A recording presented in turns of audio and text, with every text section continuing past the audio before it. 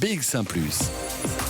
L'édito Fabrice Grosfilet. Le doute n'est plus permis, nous n'y couperons pas. Il y aura bien un nouveau comité de concertation dans les prochains jours pour réagir à l'envolée des chiffres d'hospitalisation et de contamination. Le Premier ministre Alexander De Croo lui-même ne commente pas cette information, il ne communique pas sur le sujet. Les ministres présidents Jan Jan Bon et Elio Di Rupo pour la Flandre et la Wallonie plaident pour qu'on attende encore quelques jours pour mesurer l'impact des décisions prises la semaine dernière. Mais tous les experts du monde de la santé pressent désormais les autorités politiques d'agir. Emmanuel André, Mark Van Rans, Erik Havlig, Steven De Gucht, tout le monde va dans le même sens. Il faut de nouvelles décisions et le plus rapidement sera le mieux. Pour Alain Marron, ministre de la Santé du gouvernement bruxellois qui s'exprimait ce matin, la réunion devrait avoir lieu dans les prochains jours, en début de semaine prochaine.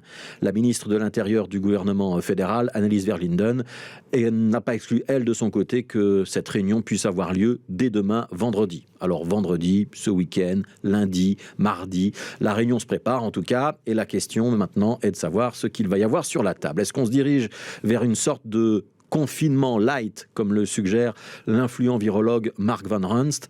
Le terme de reconfinement fait toujours un peu figure d'épouvantail, mais les chiffres que nous enregistrons ces derniers jours indiquent que ce n'est peut-être pas totalement exclu. Est-ce qu'on adoptera une formule plus douce, avec par exemple un horaire de fermeture dans l'ORECA anticipé en début de soirée, avec la suspension des cours pour quelques jours dans les écoles, aux approches des fêtes, en renonçant par exemple au marché de Noël? Tout semble possible à ce stade, mais que ce soit les gouverneurs qui sont montés au créneau hier ou les acteurs de la santé, on presse les gouvernants d'agir.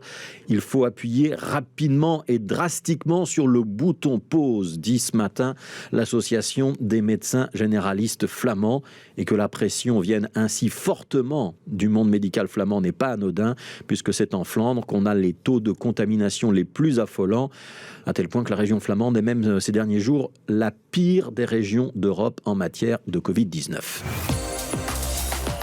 Alors de cette situation très inconfortable, qui est celle des autorités belges, aujourd'hui jeudi, on peut tirer 3 leçons. La première, c'est que des mesures insuffisantes n'aident pas le comité de concertation de la semaine dernière, en étant nettement en deçà des recommandations des experts, à taper à côté de la plaque.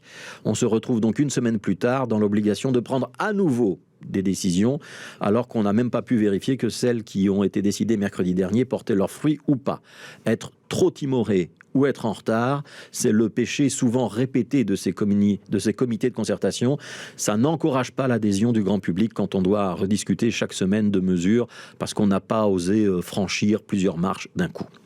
Deuxième constat, le Covid Safety Kit n'est pas un outil satisfaisant. Le Covid Safety Kit, pour autant qu'il soit bien appliqué, et ce n'est pas toujours le cas, ne suffit pas à enrayer les contaminations. Pour une raison très simple, c'est que la vaccination protège massivement, efficacement contre les formes graves de la maladie, mais de manière imparfaite contre les formes bénignes. Une réduction de moitié des contaminations liées au variant Delta, on parle de 40% dans une toute dernière étude, c'est une réduction substantielle, c'est pas rien, mais c'est insuffisant. On a commis l'erreur de croire que la vaccination suffirait.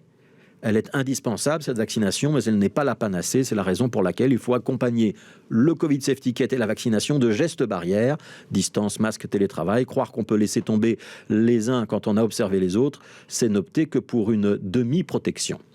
Troisième leçon, les relâchements se paient comptant. On a tous en mémoire la décision du gouvernement flamand de revenir à une situation quasi normale au mois de septembre. Il fallait libérer la Flandre, récompenser les bons flamands qui s'étaient mieux fait vacciner que les autres. Et cocorico. On a donc abandonné le masque dans les magasins, dans les écoles secondaires, pour le personnel des cafés et des restaurants à la mi-septembre en Flandre. Quelques semaines plus tard, les chiffres repartaient à la hausse et 2 mois plus tard, c'est-à-dire maintenant, le système de tracing flamand explose et toute la région est aux abois. Je ne vais pas arroser ma maison parce qu'un incendie pourrait éclater la semaine prochaine. C'est ce qu'avait un jour dit Jan Jan Bon, il y a un an, en octobre 2020. Il avait essuyé de fortes critiques à l'époque. Mais visiblement, la leçon n'a pas été retenue. Parce qu'avec la Covid-19, le feu n'est jamais loin. Il suffit de regarder ailleurs quelques semaines, de croire qu'on est revenu à la vie d'avant. Et les braises feront le reste.